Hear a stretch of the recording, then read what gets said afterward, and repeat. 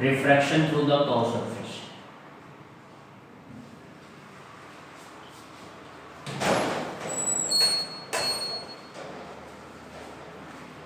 पहले जो हम लोगों ने रिफ्रैक्शन पढ़ा था अभी तक के वीडियोस में, वो रिफ्रैक्शन जो था वो प्लेन सरफेस पे था, एक स्ट्रेट लाइन सरफेस है, उस पे आपने रिफ्रैक्शन अगर कराना है तो कैसे कराओगे, उसके लिए हम लोगों ने डिस्कस किया था। लेकिन अभी जो सिचुएशन है वो refraction through the curve surface की है।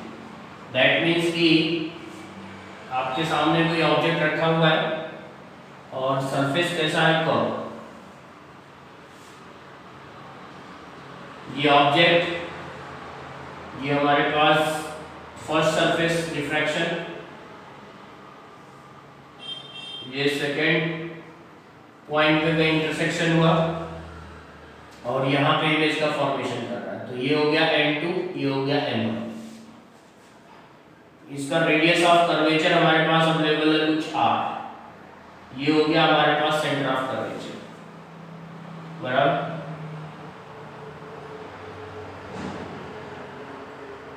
प्रॉपर इसका डायग्राम जब आप देखोगे, ये हो गया एंगल ऑफ इंसिडेंस, ये हो गया एंगल ऑफ रिफ्रैक्शन, ये कुछ अल्फा, बीटा, गामा, सही है।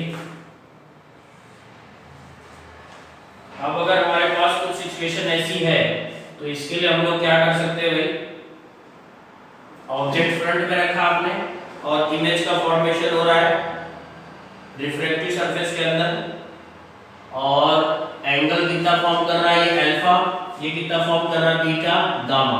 आई angle of incidence, r is the angle of refraction. That means सबसे पहले आपको ये देखना पड़ेगा कंस्ट्रक्शन, और कंस्ट्रक्शन के साथ साथ बोर्ड, सीबीएसई, गुजरात बोर्ड, इन सब का फेवरेट डेरिवेशन है। 5 मार्क्स के क्वेश्चंस में यूज होता है ये, जिसमें इंडिविजुअल 3 मार्क्स का होगा और 2 मार्क्स का इसका न्यूमेरिकल आएगा। तो मेरा कहना ये है कि सबसे पहले डायग्राम आप ड्रॉ करोगे, देन कंस्ट्रक्शन आप इसका राइट डाउन करोगे आपकी बुक में, नोटबुक में। कंस्ट्रक्शन लिखने का तरीका हम लोग पहले भी डिस्कस कर चुके हैं कि जो जो काम आपने किया है वही केवल आपको लिखना है। जो जो काम किया, दैट मींस कि प्रिंसिपल एक्सिस पास हो रही है ओपी के थ्रू, और ओ पॉइंट पे आपने एक ऑब्जेक्ट प्लेस किया है जो कि रेज वहां से निकल के पर्टिकुलर एंड पॉइंट पे इंसिडेंट कर रही है। Angle of incidence with the normal I, angle of refraction R. यहाँ पे आपने जो पॉइंट देखा वो C, centre of curvature of this curve surface. I इस पॉइंट पे जहाँ पे intersection of rays, refracted rays का हो रहा है, वहां पे गामा। एंगल कितना फॉर्म कर रहा है, गामा, बराबर। तो हमारे पास यहाँ पे भी देखो तो कुछ ट्रायंगल का फॉर्मेशन हो रहा है, triangle of OPN, triangle of OPN। दूसरा ट्रायंगल आप देखोगे तो OCN, सही है। एक ट्रायंगल हमारे पास और दिख रहा होगा, ट्रायंगल ऑफ CNI। इतने ट्रायंगल्स का यहाँ पे फॉर्मेशन हो रहा है और इन ट्रायंगल्स को ही हमको यूज करना है। ट्रायंगल्स को कैसे यूज करना है, देखो अगर आप ध्यान से देखोगे तो हमारे पास अल्फा और बीटा कैसे हो गए, इंटीरियर एंगल हो गए इस ट्रायंगल के, और आई जो होगा वो कैसा होगा बेटा, एक्सटीरियर एंगल। तो प्रॉपर्टी ऑफ ट्रायंगल्स क्या बोलती है, sum of interior angle is equal to exterior angle. तो मैं इस ट्रायंगल के बेसिस पे अगर देखूं, triangle of OCN, triangle of OCN, इसमें आप देखोगे तो sum of interior angle is equal to exterior angle. तो alpha plus beta is equal to I. दूसरा ट्रायंगल हमारे पास है CNI। इस ट्रायंगल की प्रॉपर्टी आप देखोगे तो R और gamma, R and gamma is equal to beta, sum of interior angle is equal to exterior angle, सही है। ये दो प्रॉपर्टी ऑफ ट्रायंगल्स के बेसिस पे हम लोगों ने इक्वेशन फॉर्म किया। फर्स्ट इक्वेशन ये हो गई, सेकंड ये हो गई, बराबर। अब इसमें अगर हम लोग बात करें तो P पॉइंट पे स्नेल्स लॉ भी अप्लाई करना पड़ेगा। Snell's law at point P, उस पॉइंट पे स्नेल्स लॉ लगाओगे तो N1 sin of I is equal to N2 sin R। देखो सही है, n1 sin I is equal to n2 sin R. n1 is the first medium, refractive index of first medium, n2 is the refractive index of second medium, और I and R are very small angle. I and R are very small angle. So that इसमें अपने को करना क्या पड़ेगा, sin I is replaced by the I and sin R is replaced by R. That means n1 into I is equal to n2 into R. सही है, यहाँ से I और R की वैल्यू अपन लोग निकाल सकते हैं क्या,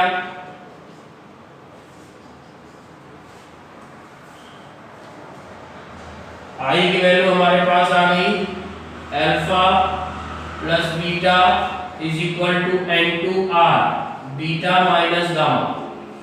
तो ये हो गया हमारे पास n1 alpha, n1 beta, n2 beta, n2 gamma. सही है, तो अब ध्यान से देखो, तो बीटा वाले टर्म को एक तरफ कर दूं, अल्फा और गामा को एक तरफ ले लेता हूं, तो n1 alpha plus n2 gamma, n2 minus n1 beta.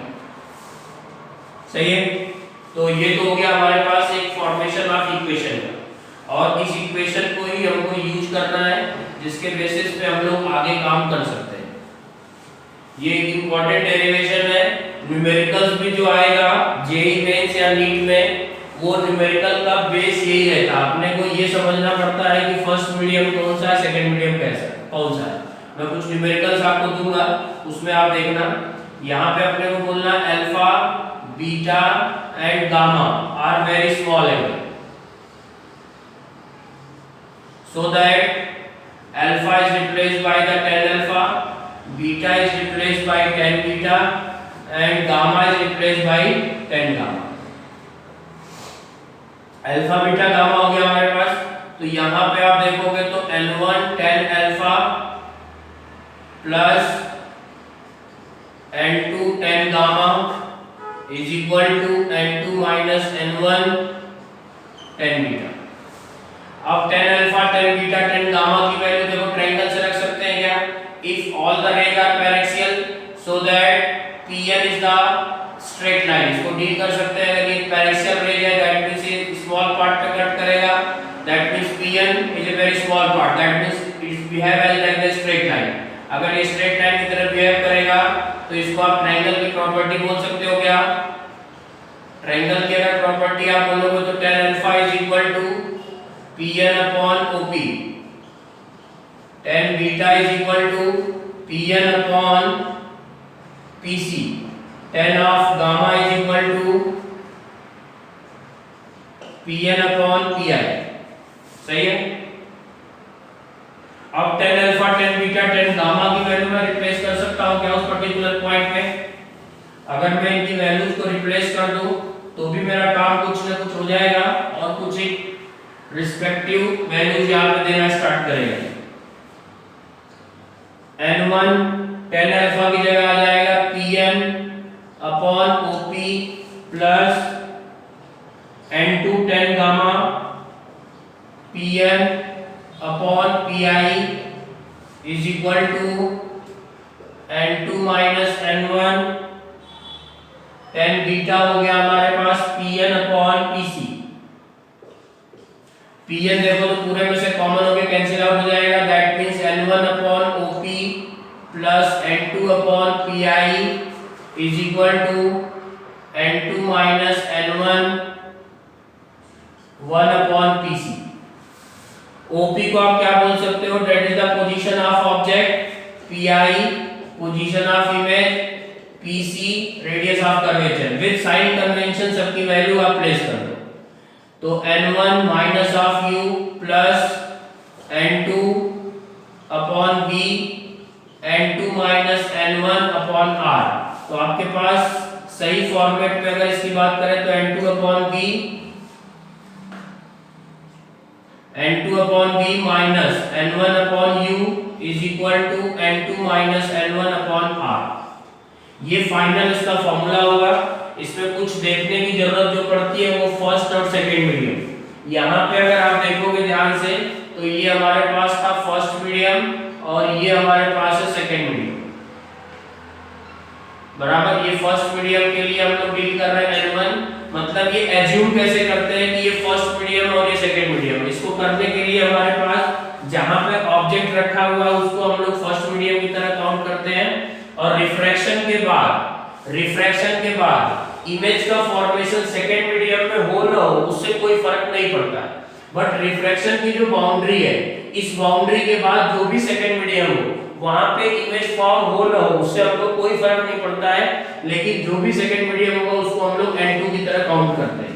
तो ये फॉर्मूला हमारे पास क्या आ रहा है, N2/V minus N1/U is equal to N2 minus N1/R। R is the radius of curvature of this surface। अगर इसको आप R को इंफिनिटी रख देते हो, दैट मींस स्ट्रेट लाइन तरह बिहेव कराते हो, तो आप ध्यान से देखोगे पहले वाला फॉर्मूला आ जाएगा real upon apparent is equal to mu. सही है। मेरा कहना है एक पॉइंट का जो मैं डायग्राम बना के समझा पाऊंगा, ये फॉर्मूला तो आपको समझ में आ गया होगा। मैं फर्स्ट और सेकंड मीडियम की जो प्रयास लगा रहा हूं उसके लिए अगर मैं काम करूं तो क्या हो सकता है, देखो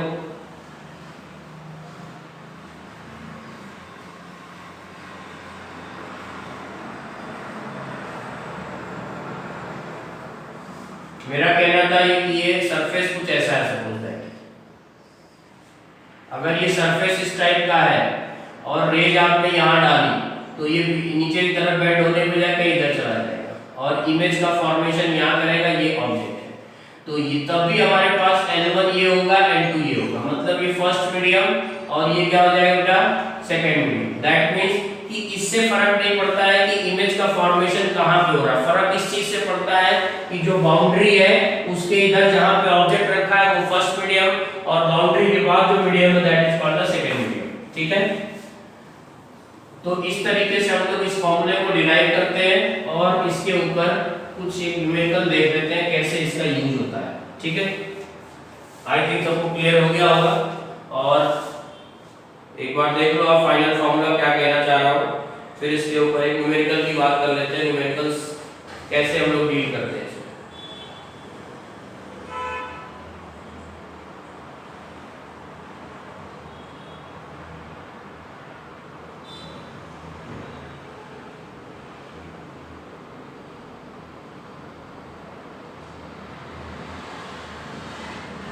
ठीक है, नोट कर लिया सबने,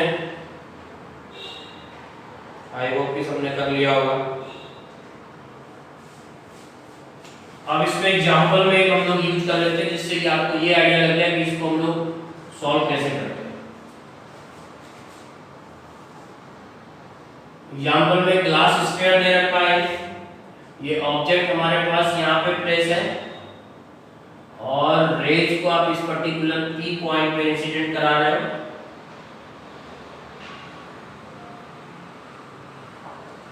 फर्स्ट मीडियम एयर हमारे पास है और ग्लास का जो रिफ्रैक्टिव इंडेक्स है वो 1.5 है। ठीक है। कह रहा है कि find the final position of image if radius of curvature of the sphere r is equal to 15 centimetre. ठीक है। फाइनल पोजीशन ऑफ इमेज ये पूछना चाह रहा है।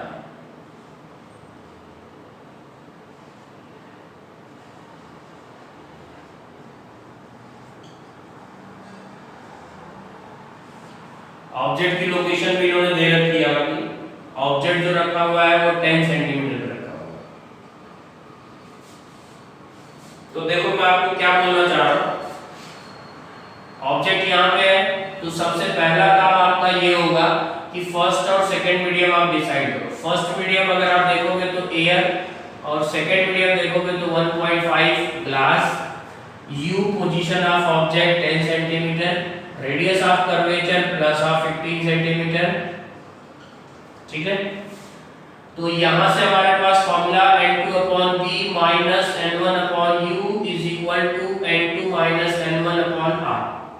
N2 हमारे पास है 1.5, फर्स्ट पोजीशन जो इमेज का फॉर्मेशन होगा वो V1, N1 is equal to 1, U is equal to minus of 10 centimetre, n2 हमारे पास हो गया बेटा 1.5 माइनस 1, रेडियस ऑफ कर्वेचर 15। तो फर्स्ट पोजीशन ऑफ इमेज यहां से आप फाइंड आउट कर पाओगे, माइनस माइनस प्लस, तो 0.5 अपॉन 15 प्लस प्लस हो जाएगा, इधर लेके आ जाओगे तो माइनस 1/10। देखो सही है, पॉइंट हटाया आपने, यहाँ पे 0 आ गया, तो 1.5 v1 इज इक्वल टू ये। अब इसको अगर फर्दर सॉल्व करोगे आप तो ये क्या चीज देगा वो देख लो।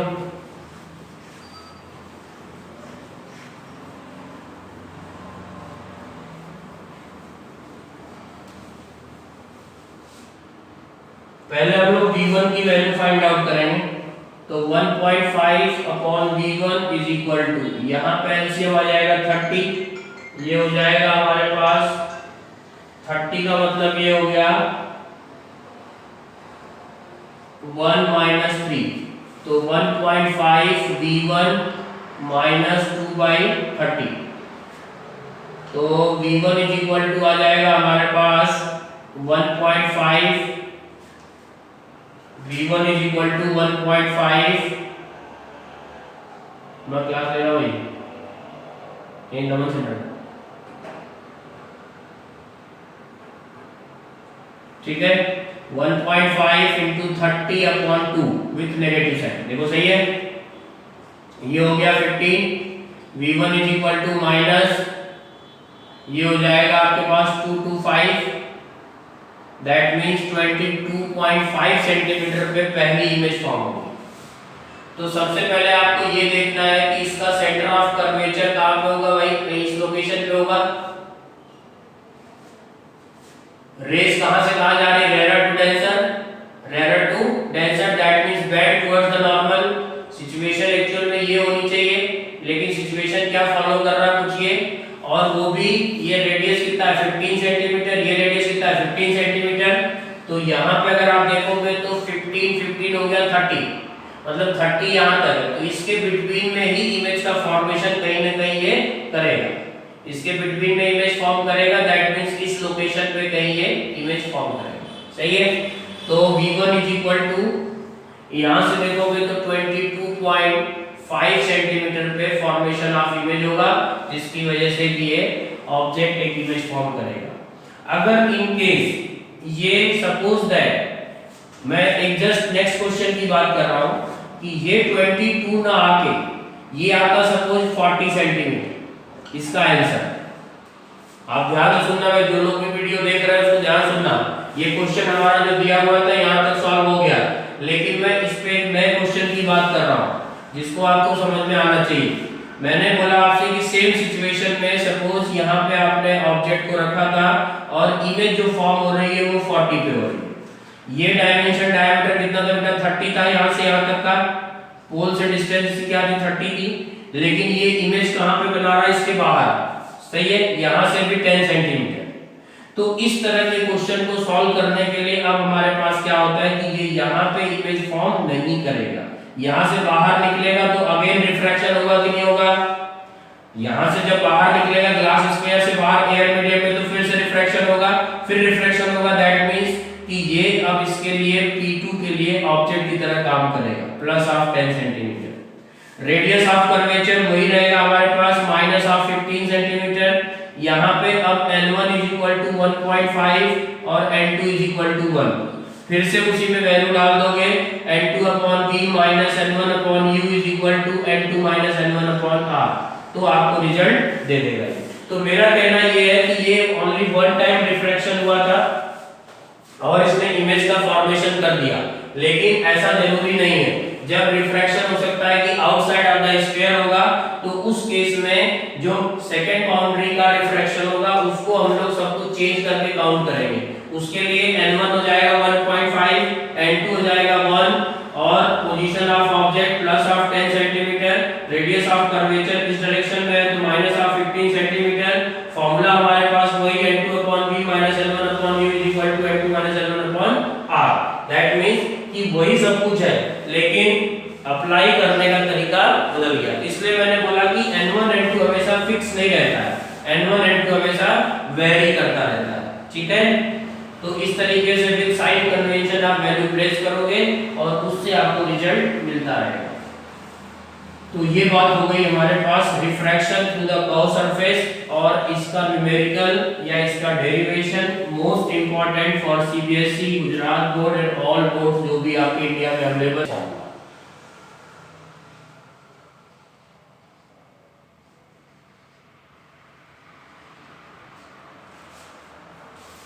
लेंस फॉर्मूले की अगर बात करें तो लेंस फॉर्मूला हमारे पास क्या क्या शो करता है। लेंस का कंस्ट्रक्शन तो सब लोग समझते ही होंगे। हम लोगों को बेसिकली करना क्या है कि लेंस फॉर्मूले को डिराइव करना है।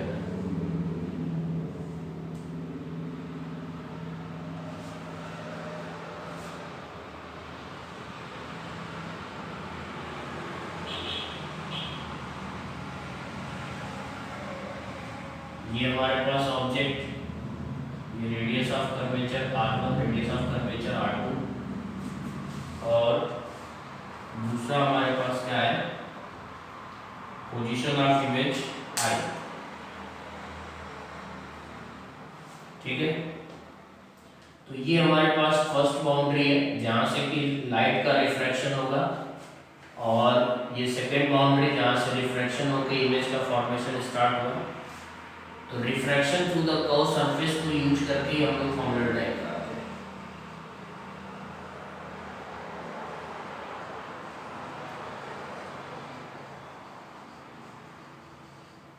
Refraction through the curve surface apply करके अगर आप बात करोगे तो आपने लेंस फॉर्मूला ड्राइव करने का ट्राई करना है। Refraction through the curve surface क्या होता है, n2/v minus n1/u is equal to n2 minus n1/r। तो अपने को देखना क्या है कि इसका रिफ्रैक्टिव इंडेक्स n, ये बाहर क्या है, एयर मीडियम है। अगर ये एयर मीडियम है दैट मींस इसका रिफ्रैक्टिव इंडेक्स हो जाएगा 1। n2 is equal to n, u position of object हमारे पास अवेलेबल है। फर्स्ट रिफ्रैक्शन के थ्रू जो इमेज फॉर्म होगा वो r1, रेडियस ऑफ कर्वेचर वो भी पॉजिटिव होगा क्योंकि इसका सेंटर आप ध्यान से देखोगे तो कहीं इधर फॉर्म करेगा। तो n2 की जगह हमारे पास क्या आ जाएगा, n upon v1 minus n1 की जगह आ जाएगा 1 और u position of object same situation यहाँ पे n2 is equal to n minus 1 upon r। ये फर्स्ट इक्वेशन फॉर्म हुई जिसको आप अप्लाई करके फाइंड आउट कर सकते हैं। ठीक है। अब होगा क्या कि जो पहला रिफ्रैक्शन हुआ फर्स्ट बाउंड्री से, तो वहां से रेज बाहर निकली और फिर सेकेंड बाउंड्री पे भी उसका रिफ्रैक्शन होगा। अगर सेकेंड बाउंड्री पर रिफ्रैक्शन होगा दैट मींस क्या हुआ कि जो ये ऑब्जेक्ट की तरह काम कर रहा था वो इसके लिए, जो इमेज फॉर्म हुई थी वो इसके लिए ऑब्जेक्ट का काम करेगा। किसके लिए, फॉर द सेकेंड बाउंड्री। तो यहाँ पे अगर मैं बात करूं कि refraction through second boundary, refraction through the second boundary की बात करें अगर, तो अब देखो चीजें बदल जाएंगी। n1 इज इक्वल टू हो जाएगा n, n2 is equal to 1, radius of curvature हमारे पास जो होगा r is equal to minus of r2। ठीक है। और u जो हमारे पास था वो v1 उसका काम करेगा। ठीक है। वैल्यू प्लेस करोगे आप तो जनरल फॉर्मूला हमारे पास n2/v, n1/u, n2 minus n1/r। ठीक है। n2 की जगह आ जाएगा हमारे पास 1, फाइनल इमेज फॉर्म होगी v पे, n1 is equal to n, u that means पहले वाला v1। ठीक है। इज इक्वल टू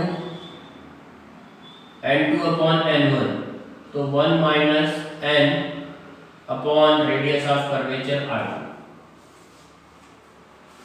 ठीक है। ये हो गया हमारे पास सेकेंड फॉर्मेट जिसको हम लोग काम कर रहे थे, ये बराबर। अब इन दोनों इक्वेशन को हम लोग को सॉल्व करना है। Equation number first and equation number second को आप सॉल्व करोगे तो कुछ चीजें देखो कॉमन है, n/v2 और n upon v1 1 upon u 1 upon v। सही है। और यहाँ पे आप देखोगे तो ये हो गया r1, ये हो गया r2। सही है। इनको आप ऐड करोगे तो ये तो कैंसिल आउट हो जाएगा। कौन कौन?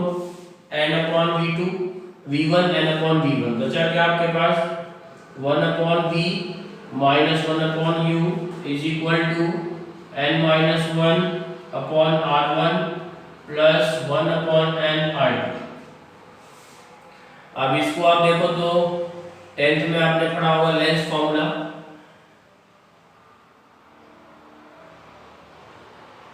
One upon F is equal to 1 upon v minus 1 upon u। इसमें थोड़ा चेंज कर, लेंस मेकर्स फॉर्मूला होता है एक्चुअल में।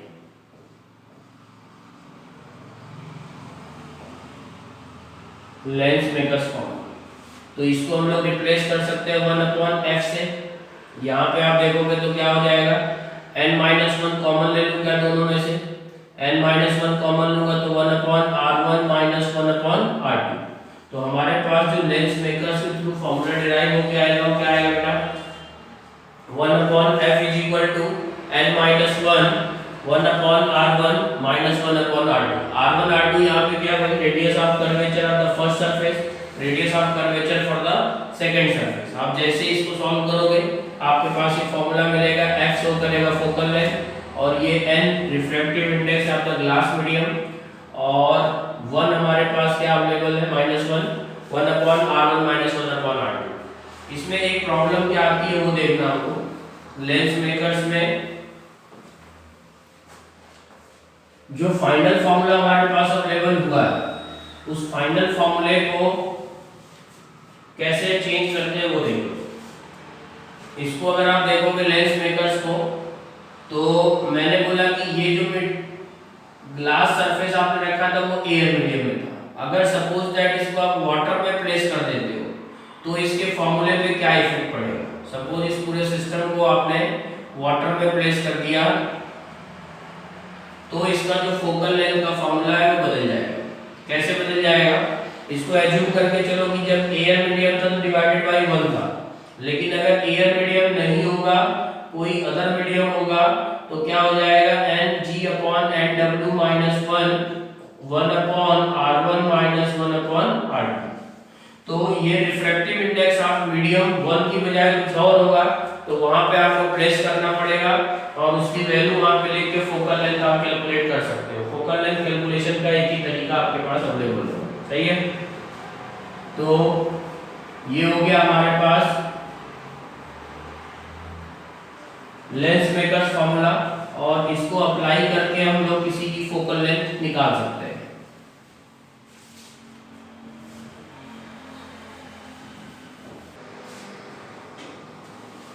इसमें देखो, इसमें बहुत ज्यादा इंपॉर्टेंट टॉपिक है अपना लेंस।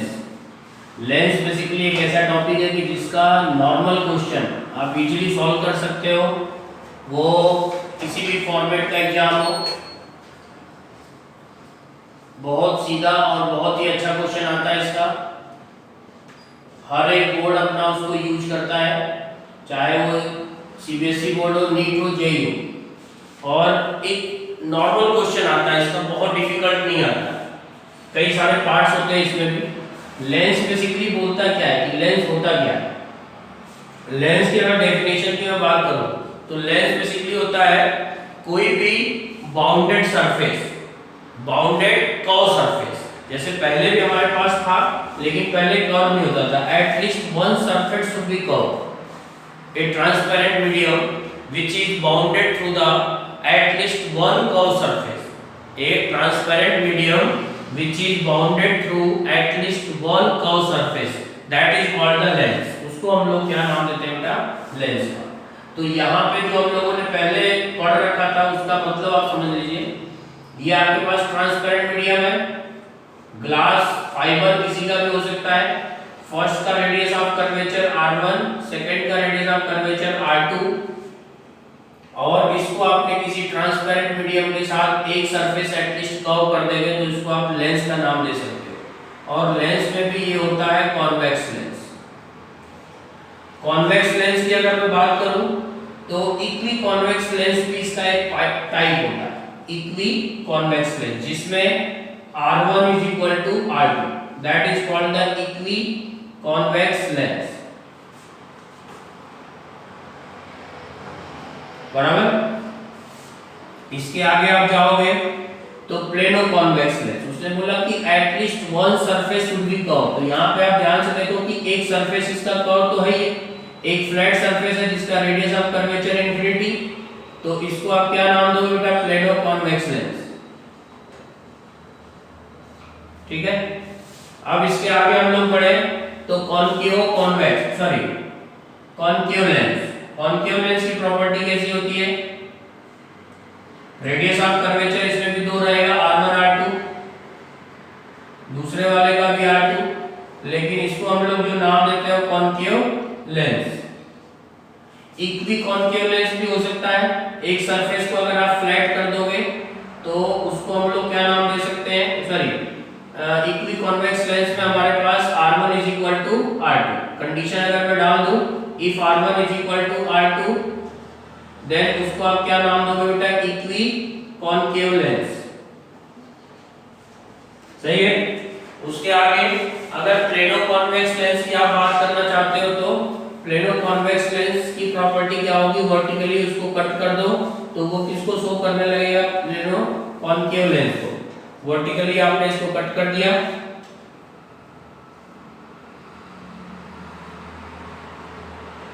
जिसमें एक रेडियस ऑफ कर्वेचर इंफिनिटी हो गया, दूसरा R हो गया, तो इसको आप क्या नाम दोगे बेटा? Plano concave lens. Plano concave lens. तो इसमें आप टाइप देख लो कि कौन कौन से टाइप के लेंसेज पॉसिबल है जिसको कि आप यूज कर सकते हो।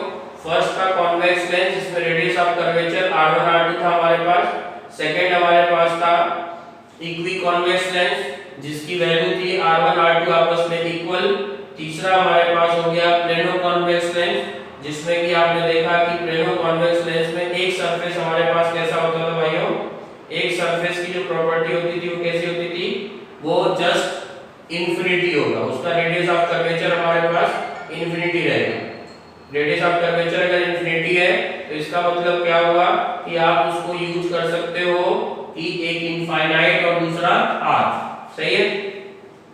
सेम ऐसे कॉनकेव लेंस की बात करूं अगर तो कॉनकेव लेंस भी आपके पास क्या होगा कि इक्वी कॉनकेव लेंस भी पॉसिबल है और कॉनकेव लेंस भी पॉसिबल है। सही है। अब इस 6 के अलावा जो दो होंगे वो कॉनकेव कॉन्वेक्स। कॉनकेव कॉन्वेक्स ये थोड़ी सी प्रॉपर्टी इनकी अलग होगी। कॉनकेव कॉन्वेक्स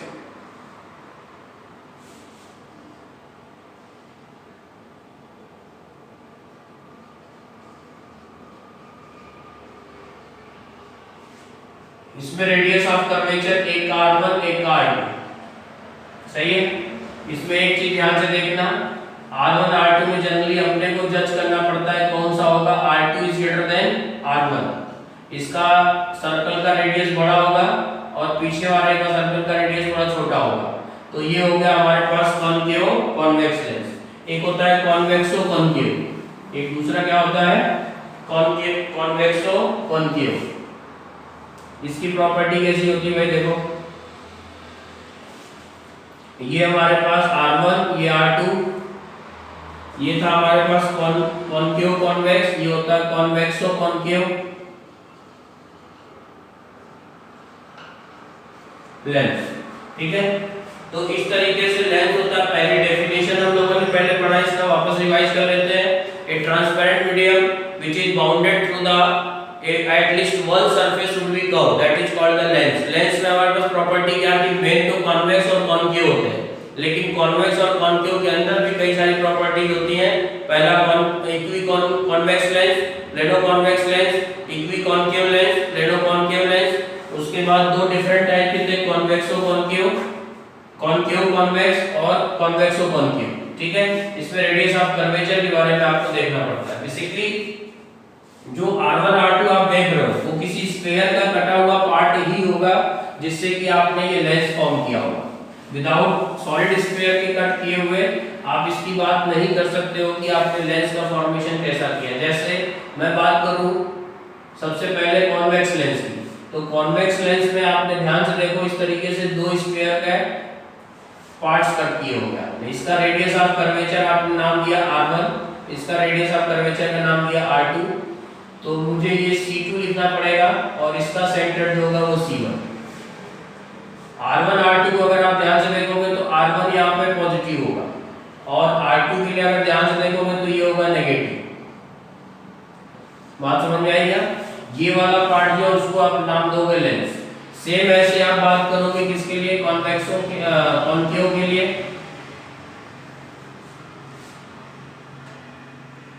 ये ठीक है, ये हो गया उसका सेंटर ऑफ कर्वेचर C1, ये हो गया C2, इसको R1 R2। तो R1 यहाँ पे हो जाएगा नेगेटिव और R2 हो जाएगा यहाँ पे पॉजिटिव। बात समझ में आई? तो इस तरीके से स्फीयर्स के कटे हुए पार्ट्स होते हैं जिसमें R1 R2 का पार्ट हमेशा रोल प्ले करता है इंपॉर्टेंट। यहाँ पे फोकस आप इसका देखोगे तो इसका फोकस हमेशा होगा पॉजिटिव और इसका फोकस जो होगा उसको हम लोग देते हैं negative. Focus of concave lens क्या हो जाएगा? नेगेटिव, इसका फोकल क्या हो जाएगा? पॉजिटिव। सही है? तो इस तरीके से इनकी कई सारी प्रॉपर्टी होती है। नॉर्मल केस में इसको हम लोग कन्वर्जिंग लेंस बोलते हैं, कन्वर्जिंग लेंस, और इसको बोलते हैं हम लोग डाइवर्जिंग। मैंने बोला नॉर्मल केस में, दैट मींस ऑलवेज नहीं बोलते हैं। ये एक इंपॉर्टेंट पार्ट है जिसको मैंने बोला नॉर्मल, दैट मींस हमेशा इसको आप ऐसा नहीं बोल सकते हो कि it's behave as like a converging lens, या इसको आप डेली नहीं बोल सकते हो कि ये कन्वर्जिंग लेंस की तरह बिहेव करेगा। ऐसा नहीं बोल सकते हो कि ये कन्वर्जिंग और डाइवर्जिंग ऑलवेज बिहेव करेगा। एक नॉर्मल सिचुएशन में जब एयर में रखा हुआ है तो उस समय ये कन्वर्जिंग और डाइवर्जिंग लेंस की तरह अपना बिहेवियर शो करेंगे। ठीक है, अब जो हम लोगों ने लेंस फॉर्मूला पढ़ा था 1/f = n-1 1/r1 - 1/r2, उसका इस पे यूज देखते हैं क्या हो सकता है। इसमें अगर यूज करें हम लोग तो एक्चुअल में फोकल लेंथ निकालने के लिए सबसे इंपॉर्टेंट रोल प्ले होता है उसका, लेकिन उसके अलावा और भी सारी चीजें होती हैं जिसमें हम लोग उसको डिस्कस करते हैं।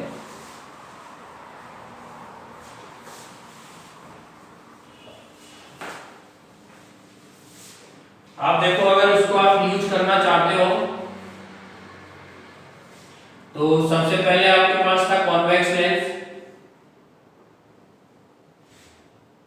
इक्वी कॉन्वेक्स लेंस आपके पास अवेलेबल है। इक्वी कॉन्वेक्स लेंस का मतलब क्या होता है? इसका R1 = R2। R1 = R2 आपने इसको इसकी फोकल लेंथ कैलकुलेट करना चाहिए। n-1 1/r1 - 1/r2। तो 1/f = n-1 1/r1 को आप क्या लोगे भाई? पॉजिटिव लोगे क्योंकि r1 इस डायरेक्शन में जाएगा, और ये क्या हो गया? r2 हो जाएगा आपके पास नेगेटिव। तो नेगेटिव नेगेटिव क्या हो गया बेटा? पॉजिटिव। तो 1/f = n-1 2/r। तो f = क्या हो जाएगा? इस लेंस की फोकल लेंथ आपके पास अवेलेबल है, लेकिन अगर इसको आप वर्टिकली कट कर दोगे तो क्या हो जाएगा? दो पार्ट में ब्रेक हो जाएगा। रेडियस ऑफ कर्वेचर r दूसरे वाले का इंफिनिटी, ये किसमें आ गया? Plano convex lens.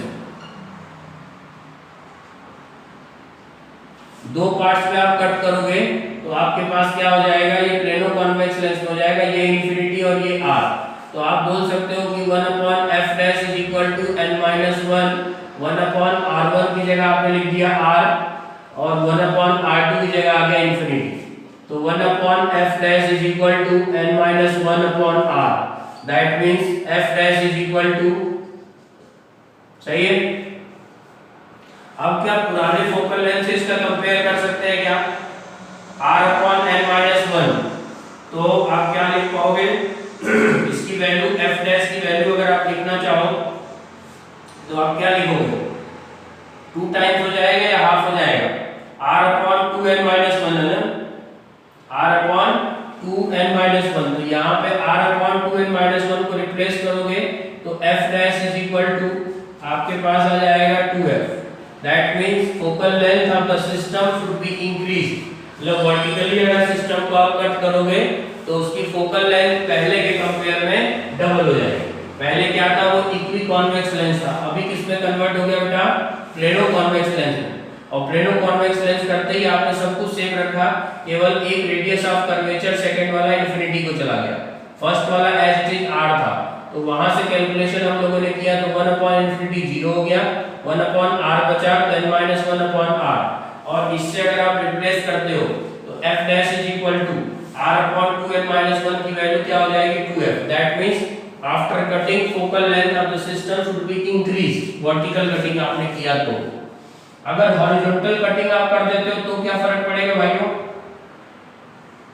अगर हॉरिजॉन्टल कटिंग आपने कर दिया तो इस तरीके से हॉरिजॉन्टल कटिंग आप करोगे तो इसके फोकल लेंथ में देखो कोई इफेक्ट पड़ेगा क्या, ये हमारे पास रेडियस ऑफ कर्वेचर r, उस पे तो कोई इफेक्ट पड़ा नहीं, रेडियस ऑफ कर्वेचर पे इफेक्ट नहीं पड़ा, ना तो इसके n पे इफेक्ट पड़ा। दैट मींस f में दो ही चीजें होती हैं, रेडियस ऑफ कर्वेचर और n, refractive index of the medium.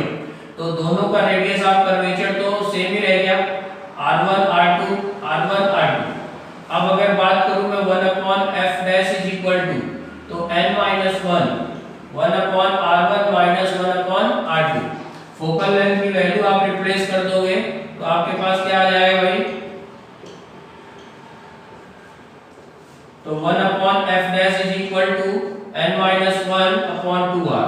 तो f डैश क्या हो जाएगा बेटा, r/2n-1, सॉरी 2r आएगा इसमें। दैट मींस फोकल लेंथ पे कोई इफेक्ट नहीं पड़ा अगर आपने किसी लेंस को हॉरिजॉन्टल कटिंग किया तो, लेकिन वर्टिकल कटिंग करने पे focal length of the lens will be increase up to the 2 times. तो इसका मतलब हुआ कि क्या इफेक्ट क्या पड़ा, हम लोगों ने हॉरिजॉन्टल कट कर दिया इसको तो क्या फर्क पड़ा, फोकल लेंथ पे कोई इफेक्ट नहीं पड़ा, ना उसका रेडियस ऑफ कर्वेचर चेंज हुआ, ना रिफ्रैक्टिव इंडेक्स चेंज हुआ, तो फोकल लेंथ चेंज होने का मतलब ही नहीं। अब मतलब किस बात का रहेगा कि जो भी आप इससे इमेज फॉर्म करोगे, इससे या फुल वाले से या हाफ वाले से, तो जब ये हाफ लेंस आप यूज करोगे उस समय पे उसकी ब्राइटनेस इमेज की कम हो जाएगी, एक ब्लर इमेज का फॉर्मेशन करेगा, ना कि एक ब्राइट इमेज का फॉर्मेशन करेगा। ये सबसे बड़ी प्रॉब्लम होती है जब आप किसी लेंस को हॉरिजॉन्टल कट करते हो तो फोकल लेंथ पे फर्क इस पे पड़ेगा, लेकिन इस पे फोकल लेंथ पे इफेक्ट नहीं पड़ेगा। तो सीबीएसई वाले या गुजरात बोर्ड वाले कई बार इस क्वेश्चन को इस तरीके से पूछते हैं कि आफ्टर कटिंग क्या इफेक्ट पड़ेगा। That means there is no effect on the size of image, there is effect of only brightness और ब्लरनेस। मींस उसकी जो इमेज फॉर्म हो रही है उसकी ब्राइटनेस और डलनेस जो उसके पास हो रही है उसमें केवल चेंज आएगा। हाफ लेंस यूज करोगे तो एक डल इमेज का फॉर्मेशन होगा, फुल लेंस यूज करोगे तो एक ब्राइट इमेज का फॉर्मेशन होगा। अनदर पार्ट ऑफ क्वेश्चन अगर आप इसमें जाओगे तो कई बार बोलते हैं कि यहाँ पे हम लोग अगर ब्लैक पेंट चिपका दें, ब्लैक पेपर चिपका दें या ब्लैक पेंट कर दें तो इमेज पे क्या फर्क पड़ेगा, तो लेंस की इमेज पे क्या फर्क पड़ेगा। तो नो डाउट कि अगर आप ब्लैक पेंट करोगे तो जितनी रेज इंसिडेंट होके इमेज फॉर्मेशन में यूज हो रही थी उससे कुछ कम रेज का फॉर्मेशन होगा या गैदरिंग होगी जिससे कि वो इमेज फॉर्म कर पाए, तो कुछ ना कुछ उसके ब्राइटनेस पे इफेक्ट पड़ेगा, किसके, इमेज के। या कई बार बोलते हैं कि यहाँ पे एक फ्लाई बैठ गई है तो फ्लाई की इमेज उसमें दिखेगी क्या, बिल्कुल नहीं दिखेगी, क्योंकि फ्लाई की पोजीशन 0 पे है, दैट मींस उसके पोल पे बैठी हुई है। अगर उसके पोल पे है तो इमेज का फॉर्मेशन नहीं करेगी वो, लेकिन फर्क किस बात पे डालेगी कि जो ब्राइटनेस ऑफ इमेज थी वो उसकी डल हो जाएगी। बात समझ में आई। तो ये था हमारे पास लेंस के लिए काम, जिसमें हम लोग लेंस की कटिंग करके चीजों को चेंज कर सकते हैं और उसकी फोकल लेंथ का इफेक्ट देख सकते हैं। Another part of the lens इसमें जो यूज होता है वो क्या होता है वो भी देख लो। अनदर पार्ट की आप बात करोगे तो लेंस का मीडियम चेंज कर देते हैं। जैसे अभी हम लोगों ने एयर मीडियम में रखा था, वैसे एयर मीडियम में ना रख के क्या करते हैं उसमें कि किसी अदर मीडियम में डाल दिया। एक छोटा सा एग्जांपल देख लेते हैं। यहाँ पे ये आपके पास लेंस है, नाम और शक्ल से तो दिख रहा है कि कॉन्वेक्स लेंस है जिसको हम लोग कन्वर्जिंग का नाम देते हैं। फर्स्ट मीडियम हो गया N1, ये हो गया N2, सही है।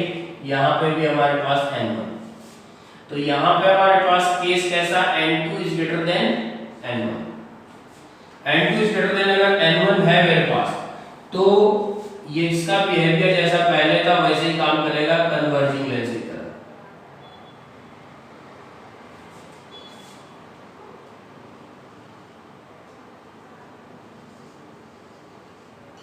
मतलब फोकल लेंथ यहाँ पे क्या होगी, पॉजिटिव।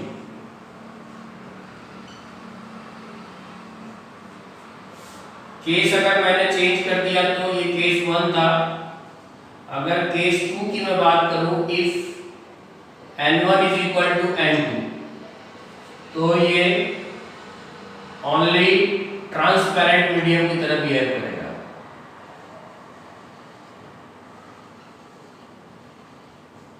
फोकल लेंथ उसकी क्या हो जाएगी, 0।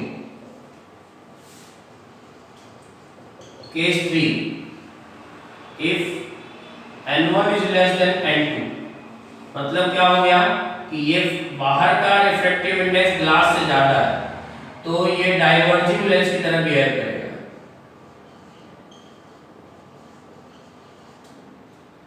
डाइवर्जिंग लेंस मतलब फोकल लेंथ उसकी क्या हो जाएगी बेटा, फोकल लेंथ नेगेटिव हो जाएगी। बात समझ में आई। तो यहाँ पे देखो किसका रोल इंपॉर्टेंट आ गया।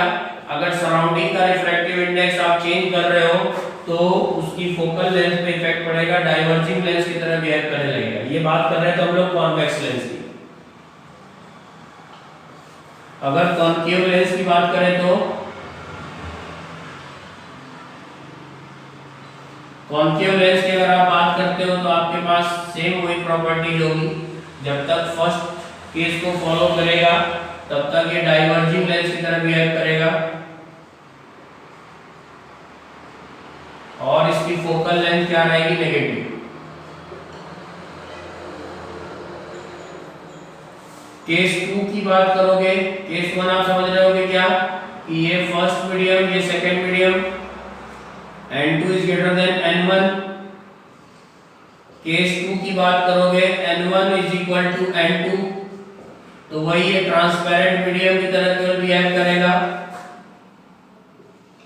Behaves only the transparent medium, focal length इसमें हो जाएगी 0। केस 3 की बात करोगे आप, तो केस 3 हमारे पास N1 is greater than N2, तो अब इसका बिहेवियर हो जाएगा कन्वर्जिंग लेंस जैसा। कैसा, कन्वर्जिंग लेंस। अब इसकी फोकल लेंथ हो जाएगी पॉजिटिव।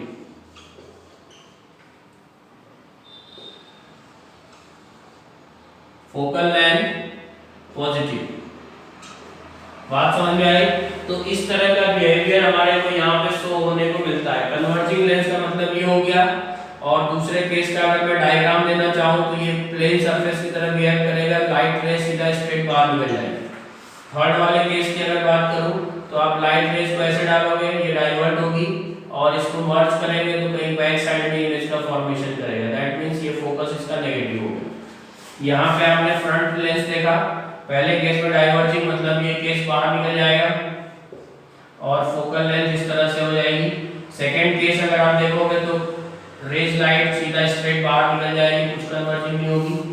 थर्ड केस आप देखोगे तो इसमें ये कन्वर्जिंग लेंस की तरह बिहेव करेगा। दैट मींस इसकी शक्ल पे आपको नहीं जाना है, आपको काम क्या करना है कि ये देखना है कि सराउंडिंग का मीडियम कैसा है। अगर सराउंडिंग का मीडियम सही है तो ठीक है, अदरवाइज लेंस की शक्ल देख के हम उसका काम नहीं कर सकते। ठीक है, तो ये हो गया हमारे पास लेंस और इस पे हम लोगों ने पूरा डिटेल देखा। न्यूमेरिकल्स के लिए आपको जाना पड़ेगा SC वर्मा सॉल्यूशन पे, जिसमें आपको न्यूमेरिकल्स मैंने बता रखे हैं और उसको आपको देखना पड़ेगा। ठीक है, ओके, बाय बाय।